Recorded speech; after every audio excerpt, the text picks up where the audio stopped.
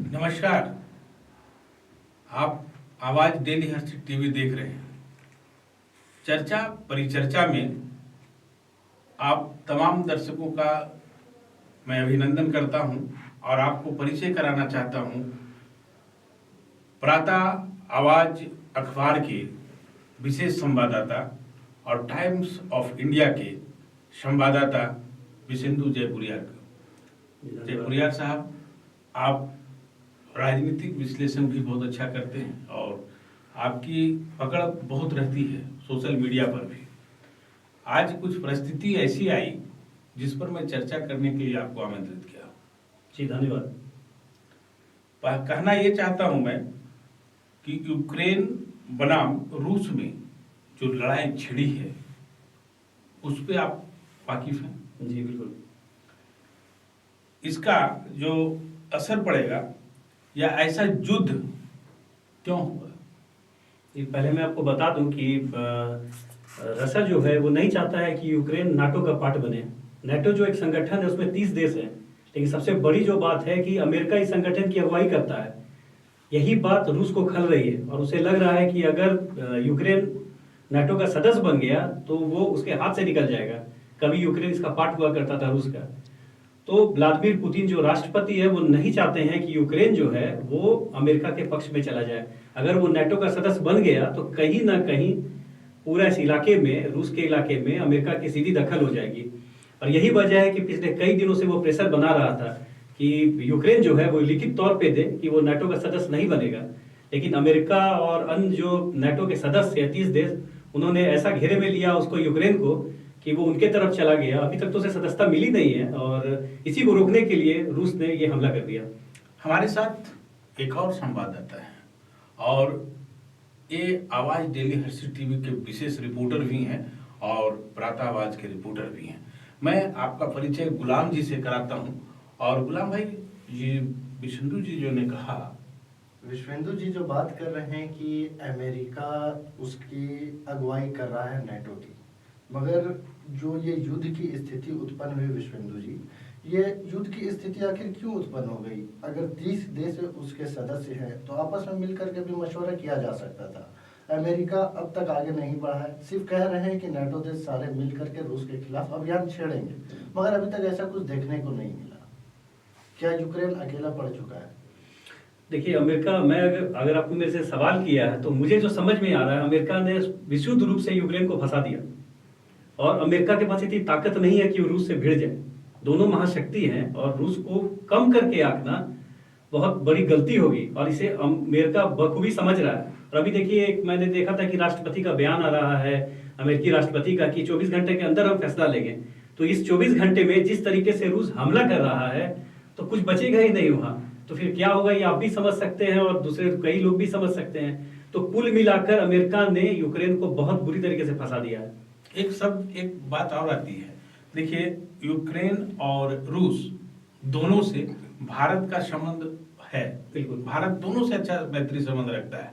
ऐसे स्थिति में भारत पर इसका क्या असर पड़ेगा, ये भी जाननी जरूरी है हम लोगों को। वो तो विश्वेंदु जी ज्यादा बेहतर। देखिए, मैं आपको बताऊं कि यूक्रेन जो है वो मेडिकल जो छात्र पढ़ना चाहते हैं उनके लिए बड़ा हॉट डेस्टिनेशन है वो। अगर आप भारत में मेडिकल की पढ़ाई करना चाहते हैं तो जो खर्च 50 लाख का होता है वहां मुश्किल से 20 लाख लगते हैं। यही वजह है कि हर साल 5,000 से 15,000 के बीच में छात्र यूक्रेन जाते हैं और वहां पढ़ाई करते हैं मेडिकल की। तो ये बहुत बड़ी बात है। और दूसरी बात कि 500 से अधिक व्यवसायी भारत के वहां पर डायरेक्ट बिजनेस कर रहे हैं, बहुत तरह के बिजनेस कर रहे हैं, मसाला के व्यापार में जुड़े हुए हैं, बहुत तरह के व्यवसाय में। तो बहुत बड़ा प्रभाव पड़ेगा इंडिया पर इसका। किस तरह से प्रभाव पड़ेगा, थोड़ा इसका विश्लेषण करेंगे आप? देखिए, सबसे बड़ा तो प्रभाव पड़ेगा, एक तो तेल के दाम बढ़ जाएंगे, ये सबसे बड़ा प्रभाव है। क्योंकि इंडिया में तेल 3 जगह से आता है। गल्फ कंट्री से तो आता ही है, अमेरिका भी बहुत बड़ा उत्पादक है और रशिया भी। तो इंडिया तो मैक्सिमम तेल आयात करता है, कोई उपाय उसके पास है नहीं। और अभी देश में तो महंगाई आप जान ही रहे हैं कि तेल की वजह से बहुत ज्यादा बढ़ गई है। 100 रुपये प्रति लीटर तेल हो गया है और ये जो अब हमला हो गया है तो अब तेल और महंगा होगा, तो डायरेक्ट रूप से इंडिया पर इसका असर पड़ेगा। आप भी समझ सकते हैं कि कैसे महंगाई काफी ज्यादा बढ़ जाएगी इसे लेके। सारे देश पर इफेक्ट पड़ रहे हैं। क्या ये कहीं ना कहीं एक तरह से वर्ल्ड वॉर 3 की ओर जा रहा है? ये देखिए, वर्ल्ड वॉर की संभावना तब बनती है जब अमेरिका इसमें कोई कदम उठा ले। अभी जो भी नाटो के देश है वो कह रहे हैं कि हम हमला करेंगे रूस पे। ऐसा अगर हुआ तो अभी तो चीन खुल के रूस के साथ आ गया है। करीब 10 कंट्री ऐसे हैं जो रूस के साथ हैं। धीरे धीरे ये आंकड़ा बढ़ेगा तो एक तरह से दो फाड़ में हो जाएगा। एक चिंगारी है जो आग का रूप ले लेगी, उसके बाद फिर वो रोक नहीं पाएगा इसे। विश्वेंदु जी, इसको थोड़ा डिक्लेयर करेंगे कि अमेरिका ये रवैया क्यों अपना रहा है? क्योंकि अमेरिका बहुत पहले से इस तरह के कारनामे करते आ रहा है, चाहे बात पाकिस्तान की हो, चीन बिल्कुल, की हो, बिल्कुल। हमेशा ऐसा ही करता है। देखिए, जो फिलहाल वर्ल्ड की जो पूरा पोजीशन अगर आप देखेंगे तो अमेरिका खुद को उसका चौधरी समझता है। अमेरिका की एक आदत है कि हर कंट्री में टांग अड़ाने का, ये अमेरिका की पुरानी आदत रही है और इसे रूस भी पसंद नहीं करता है। कई कंट्री हैं जो उसके खिलाफ है इस मामले को लेकर। तो रूस जो है वो कभी नहीं चाहेगा कि अमेरिका कहीं से भी आगे बढ़कर किसी मामले में लीड ले, खासकर उसके क्षेत्र में। और चीन को एक मौका मिल गया है, क्योंकि कोरोना मामले को लेकर उससे पहले से ही चीन के खिलाफ अमेरिका रहा है, लेकिन कोरोना मामले में जिस तरह से अमेरिका ने चीन की घेराबंदी की है तो चीन कहीं ना कहीं खार खाए बैठा था, उसे भी एक मौका मिल गया है। तो दो बड़ी शक्तियां चीन और रूस जब मिल जाएंगे तब तो बहुत भारी पड़ने वाला है। एक प्रश्न और है, आपने छात्रों की बात कहा जी, छात्र वहां फंसे हुए हैं और जो फ्लाइट होता है वहां से उसका किराया भी बढ़ा दिया गया। बिल्कुल। ऐसी स्थिति में भारत सरकार को क्या करना चाहिए या इसका क्या उपाय है? आप देखिए, भारत सरकार ने बहुत देरी कर दी, इसमें बहुत बड़ी गलती हो गई जहां तक मैं समझता हूं, क्योंकि काफी दिनों से ये बात आ रही थी कि हमला होगा। रूस कह रहा था कि हमला नहीं करेंगे, लेकिन धीरे धीरे उसके सारे सैनिक उधर बढ़ रहे थे, तो खाने को लेकर बढ़ा रहा था, सारा कुछ स्ट्रेटेजिक तरीके से देखिए तो वो इंतजाम कर रहा था।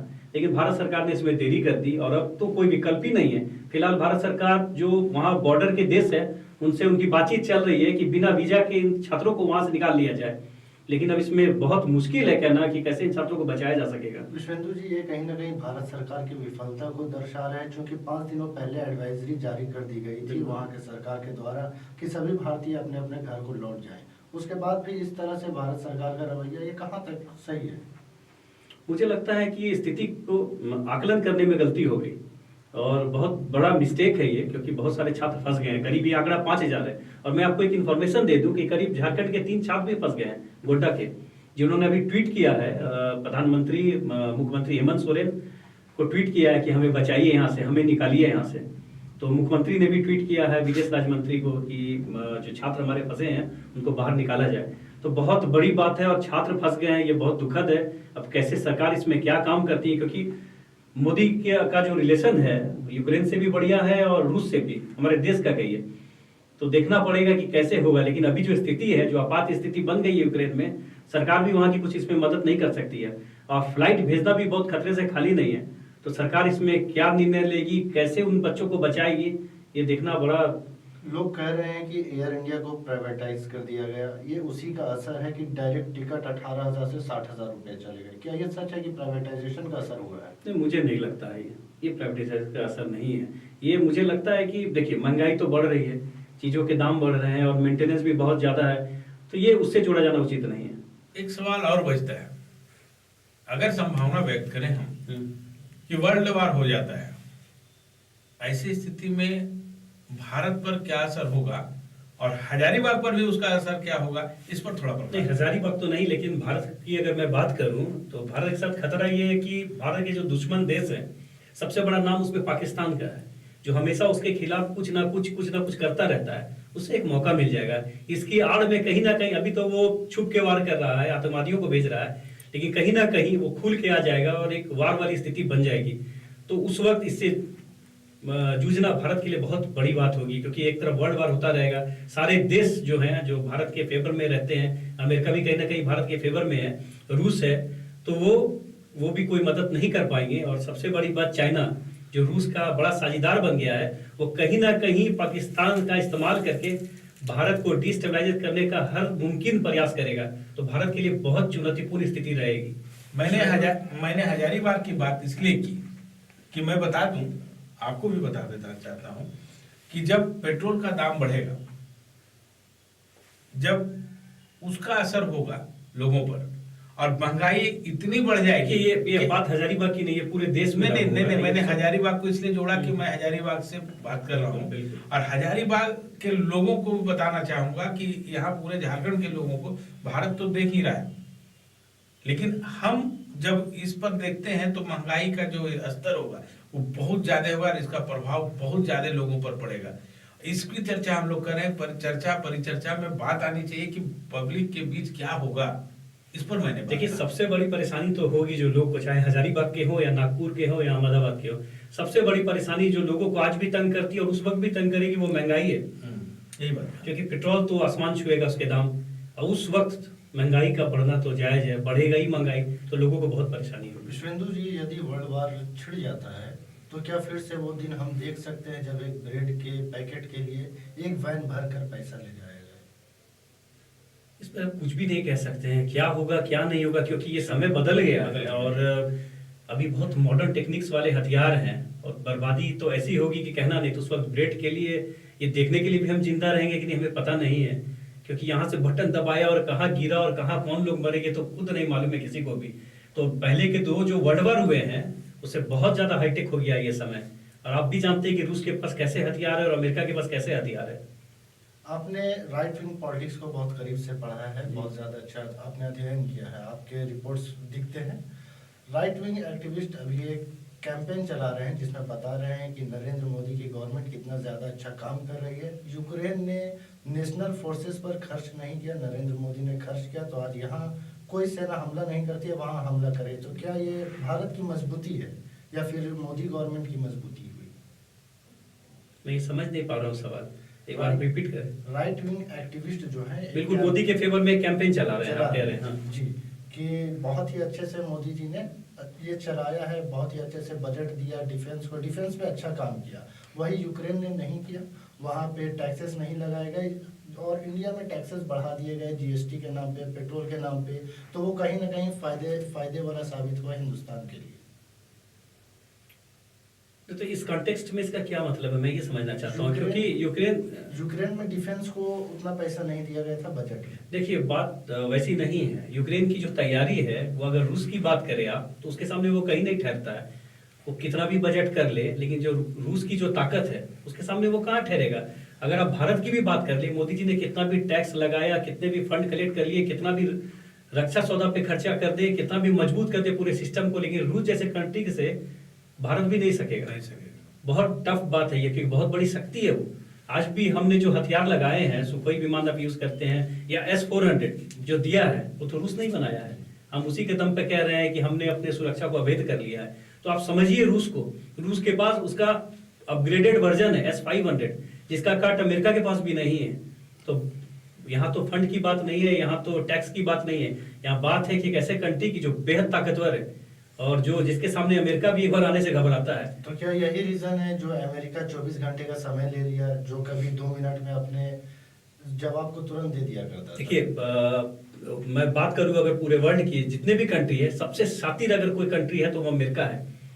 बहुत बयानबाजी किया उसने यूक्रेन को लेके, तरह तरह की बातें कही कि अगर रूस ने हमला किया तो वैसे कर देंगे, सैटेलाइट पिक्चर्स जारी किए कि कैसे कैसे रूस बढ़ रहा है और हम क्या कर रहे हैं। लेकिन जैसे रूस ने हमला किया सारी बयानबाजी रुक गई, सब कुछ खत्म हो गया, फंसा दिया उन्होंने यूक्रेन को। क्योंकि अमेरिकी राष्ट्रपति को बहुत अच्छे से मालूम है कि अगर उसने यहाँ कुछ भी किया तो इसका खामियाजा उन्हें भी भुगतना होगा, और ऐसे में ना तो वे अपनी सुरक्षा को खतरे में डालेंगे, ना वहां के नागरिकों को, ना अमेरिका को। तो बहुत चालाकी से उन्होंने काम लिया है और एक तरह से कहिए तो उनके जो इमेज है वो बहुत नीचे गया है, बहुत खराब हो गया है इस मामले में। यूक्रेन बनाम रूस में छिड़ी जंग पर ये हमारी चर्चा परिचर्चा थी। आगे भी इसी तरह का कार्यक्रम हम आपके बीच लेते आते हैं।